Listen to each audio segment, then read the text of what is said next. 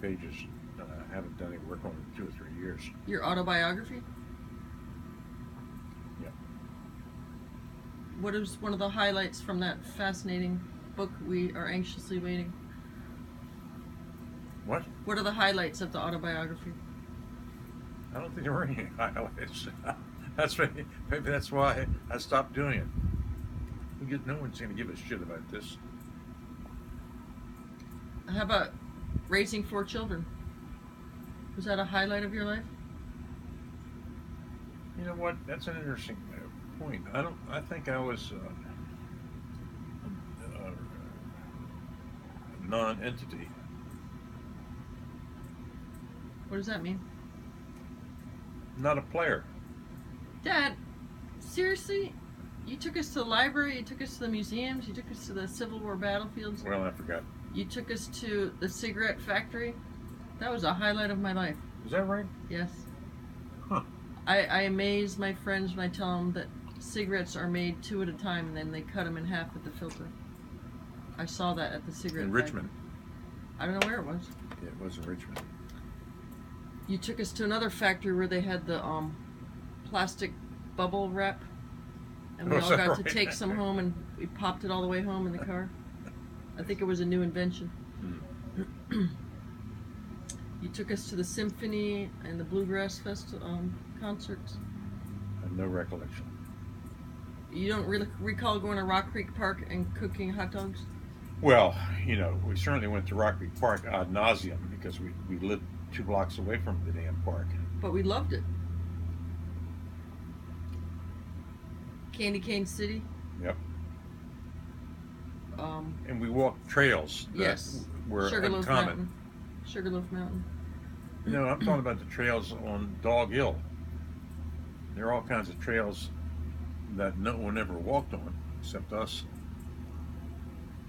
But our favorites were Cunningham Falls and Cabin John. Like if you asked us, that's where we would ask to go.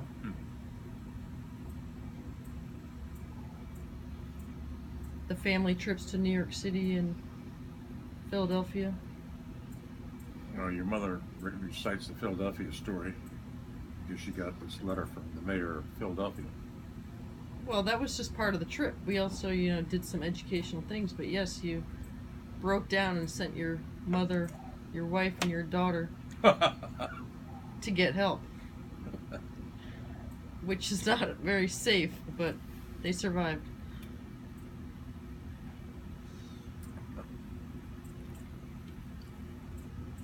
So I don't see how you can call that being a non-entity. Well, I'm talking about a substantial non-entity. You were a disciplinarian.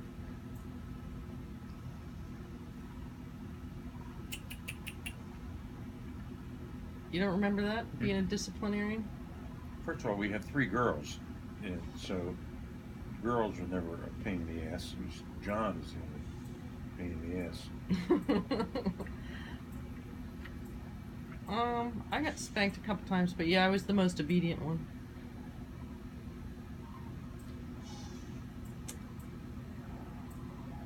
Do you remember teaching us how to play rock school? Who? Rock school? Or Battleship? You remember teaching us how to play? Oh, yeah, well, sure. That's pretty prosaic. They kept us occupied. So you're drawing a blank. Well, I told you I would be happy to go think through my autobiography. That was the kind of thing that I did then. I can tell you one of the reasons I did the autobiography was that John called me when he was 8 or 9 years old and wanted to know what this thing was. Well, it was a flamethrower. Well, that interested him, and I explained to him what a flamethrower was. My brother John, or Yeah.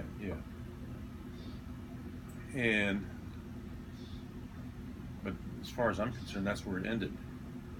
Parenthetically, the flamethrower business came up recently because flamethrower was pictured in the newspaper, and a lot of people didn't know what the hell it was, and wrote in saying, "What is that thing?" And then, within 2 weeks, I saw a piece of a civilian flamethrower available for $100 or $1,000. I don't even remember anymore. It was a lot of money, and I also don't know what it was used for.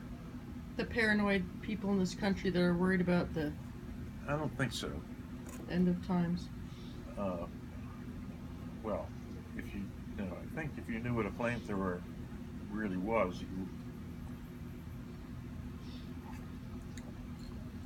I'll tell you briefly what it was. There are basically two kinds of. One is it would suffocate an enemy. By filling a room with smoke? No. Its relevance had to do in WW2 with enemy in what are called foxholes or trenches or pillboxes or whatever.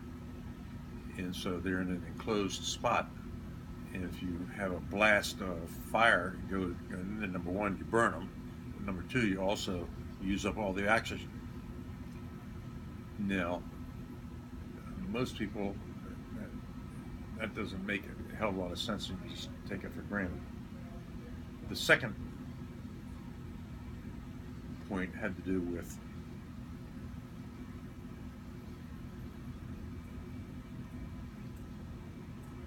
napalm, because you could use a flamethrower just to shoot plain old oil, so you would just get a long stream of fire. But if you use napalm, it is a substance that makes gasoline gooey, and so the idea was to shoot it into a bunker, would hang on the wall. So, but it also would go further because it was heavier. Instead of a skinny fluid, this would be heavier. And then I began, I thought about it as you do every 25 years. Most people know that a flamethrower throws flame, but they don't really know anything about it. And I knew all about it because that was my duty. I thought you had a bazooka. Oh, we had both. But the reason I took the flamethrower, because in Korea you had to have a weapon with you everywhere you went. And if you had a flamethrower, you could have a pistol. If you didn't have a flamethrower, you could have a rifle. And if you think about it, you got to go carry a rifle everywhere you go all the time. It's a pain in the ass.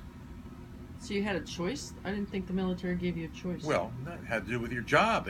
If you're a flamethrower person, you got a pistol. If you're not a flamethrower person, by God, you carry a rifle. Okay. Did you ever flamethrow anyone some napalm? No. But you carried napalm? Oh, sure. I thought that was a Vietnam War thing. I didn't know they had it in... No, they had WW2. That was a big deal in the Island War. Island War? Yeah, the Pacific Islands. We went World War island II. after island after island after island. The Japs are dug in, can't get them the hell out. They burn them out.